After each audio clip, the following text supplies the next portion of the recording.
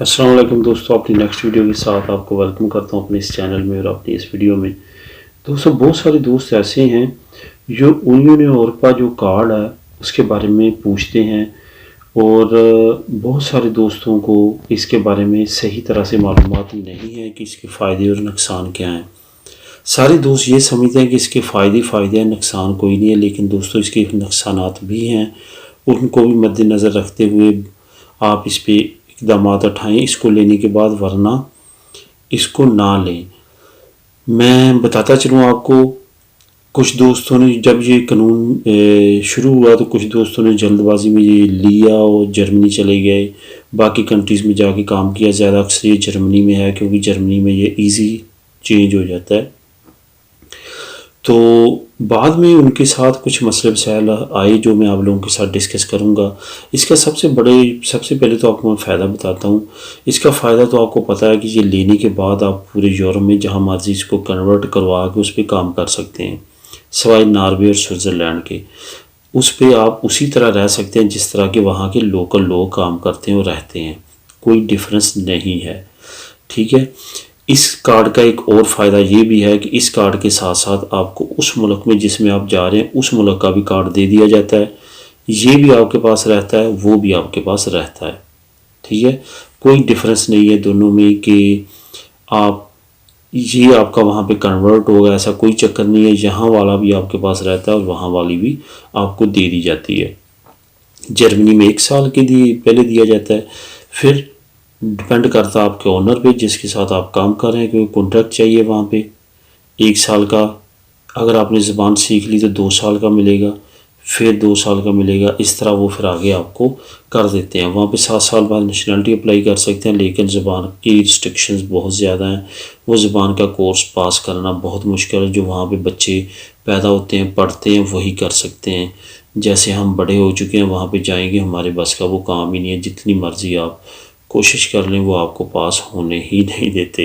इस वजह से नेशनलिटी के जर्मनी में नेशनलिटी लेने का जो कंसेप्ट है बहुत डिफ़िकल्ट है। तो ये तो आपको मैंने चंद ही के जो फ़ायदे हैं ये फ़ायदे बता दिए कि आप वहाँ पे काम कर सकते हैं, सारा कुछ मेडिकल आपका सारा जिस कंट्री में चाहे मूव कर लें यूरोपियन। पर नुकसान मेन चीज़ है जो कि आप लोगों को नहीं पता, वो मैं आपको बताता चलूँ कि फ़ायदे का तो हर एक को पता है।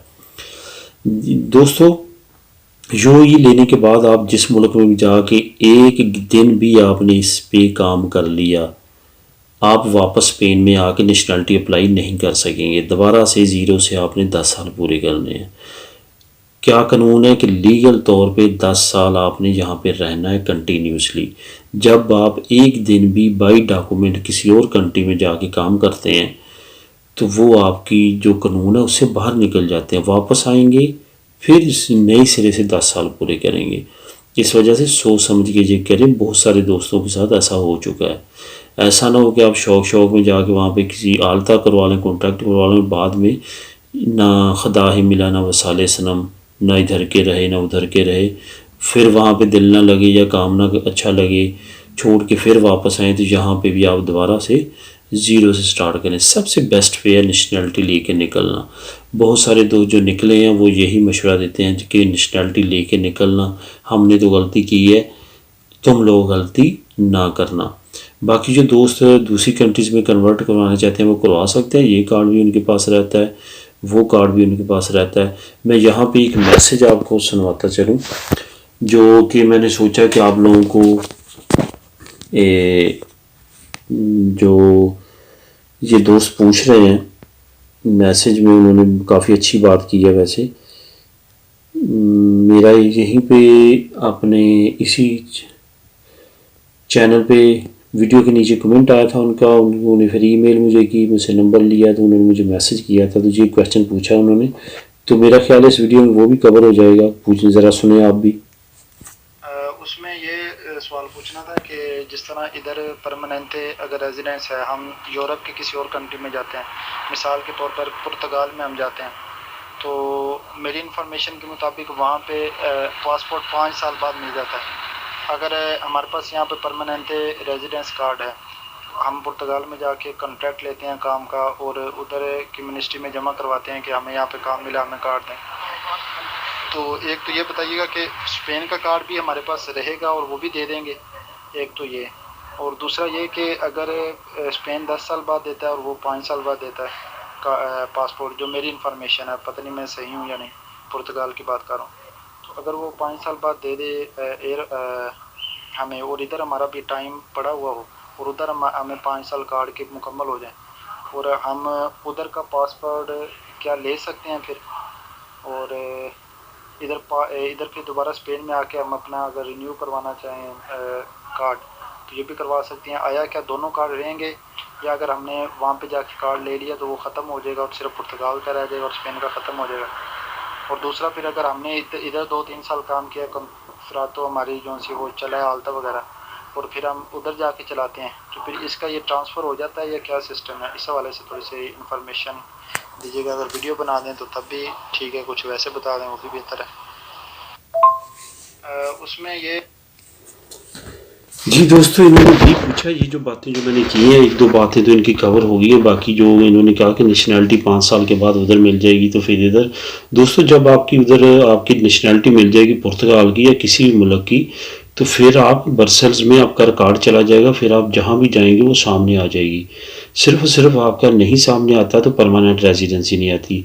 यूएई वाली रेजिडेंसी का अंदराज भी ब्रसेल्स में हो जाता है यूरोपीय यूनियन में, उसको अभी सेंट्रलाइज पूरे यूरोप में कर दिया जाता है। इस वजह से वो नेशनैलिटी जब आपको यूएई वाला कार्ड होता है वो सेंट्रलाइज हो जाता है, उसके बाद एक मुल्क में नेशनैलिटी लेके दूसरे मुल्क में फिर आप जाके नेशनैलिटी नहीं ले सकते। जहाँ तक तल्लक रहा पेंशन का, पेंशन आपने जितना ने काम किया होगा उसकी पेंशन आपको मिलेगी जब आपकी उम्र वो अगर इनके कानून के मुताबिक पूरे उतरेंगे। आप 3 मुल्कों से पेंशन ले सकते हैं, 3 मुल्कों से पैसे ले सकते हैं, 3 मुल्कों में जो जो कवानीन होंगे उनके मुताबिक सारा कुछ कर सकते हैं। हाँ, अगर आप कहें कि नेशनैलिटी उधर पुर्तगाल में लेके इधर 10 साल पूरे हुए इधर भी ले लो, ऐसे नहीं होगा। नेशनैलिटी आपको एक ही रखनी पड़ेगी, चाहे पुर्तगाल की रख लें, स्पेन की रख लें, पाकिस्तान की रख लें। हाँ, उन ममालिक के साथ जिनके साथ पाकिस्तान का मुआहदा डबल नेशनैलिटी का, उनकी आप डबल भी रख सकते हैं, लेकिन 3 आप नहीं रख सकते। ये आपको जो है वो एक छोड़नी पड़ेगी यूरोपीय यूनियन में।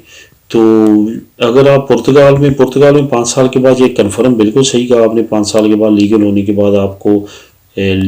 के बाद आपको आप अप्लाई कर सकते हैं नेशनैलिटी। और यूरोपीय यूनियन में सबसे इजी नेशनैलिटी देने वाला मुल्क वही है। मैंने कई मरतबा वीडियो में ये बात की है। नए आने वालों इमिग्रेंट्स को वहाँ पे जाना चाहिए। अगर कोई इकोनॉमिकली पैसे भी कमाने या ऐसे ही चक्करों में पड़ना चाहता है तो वो पुर्तगाल ना जाए, वहाँ पे गुजर बसर चलेगी या थोड़ा बहुत आप निकाल सकेंगे, लेकिन पेपरों के लिहाज से बेस्ट कंट्री है पूरी यूरोपीय यूनियन में, बहुत जल्दी आपको लीगल करेगा। तो दोस्तों ये था, और उम्मीद है इस दोस्त का भी सवाल जो है वो क्वेश्चन कवर हो चुका होगा। अगर इनका नहीं हुआ तो नेक्स्ट इंशाल्लाह और वीडियो में इनका देखेंगे कि नया कमेंट तो नहीं करते। तो बाकी जो दोस्त लीगल होने के बावजूद कि इंग्लिश चैनल को या इस तरह अबूर करना चाहते हैं यूके जाने के लिए, वो बिल्कुल ये गलती ना करें। इंग्लिश बहुत ज़्यादा रिस्ट्रिक्ट इंग्लैंड कवानीन का आने वाले वक्त में काफ़ी ज़्यादा टफ कानून होने जा रहे हैं। ऐसा कोई ख़तरा मोल ना लें, जान को खतरे में ना डालें कि आप इंग्लिश चैनल को अबूर करें। आने वाले वक्त में यूके के वो हालात नहीं रहेंगे जो अभी नज़र आ रहे हैं। आने वाले वक्त में मज़ीद टफ़ और ख़तरनाक हालात हो जाएंगे, इतना ईजी नहीं रहेगा। हर उस मुल्क से परहेज़ करें जाने में जहाँ के कवानीन इमिग्रेंट्स के बहुत ज़्यादा ख़िलाफ़ जाने वाले हैं। वहाँ पे बहुत ज़्यादा रिस्ट्रिक्शंस, यहाँ तक सोचा जा रहा है कि जो इंग्लिश चैनल को अबूर करके लोग आ रहे हैं उनको अलहदा एक ब्राज़ील के नज़दीक एक आइसलैंड है, वहाँ पर अलहदा रखने के बारे में नया कानून बनाने के बारे में सोच रहे हैं। न्यूज़ के साथ टच रहने के लिए आप यूके की न्यूज़ भी देख सकते हैं। वहाँ पर काफ़ी ज़्यादा मतनाज़ा कानून बनाने के लिए बातें हो रही हैं, जिस तरह ऑस्ट्रेलिया ने बनाया था। तो इस वजह से कोई भी ऐसी गलती ना करें जिसका कल को आपको खमियाजा भुगतना पड़े, ना इधर के आप रह सकें और ना कल को उधर के रहें। नए आने वालों के लिए सबसे पहले पेपरों का सोचना चाहिए। पैसा फिर खुद ब खुद बंदा ज़िंदगी में कमाता रहता है। दुआओं में याद रखिएगा। मिलेंगे नेक्स्ट वीडियो में दोस्तों। अल्लाह हाफिज़।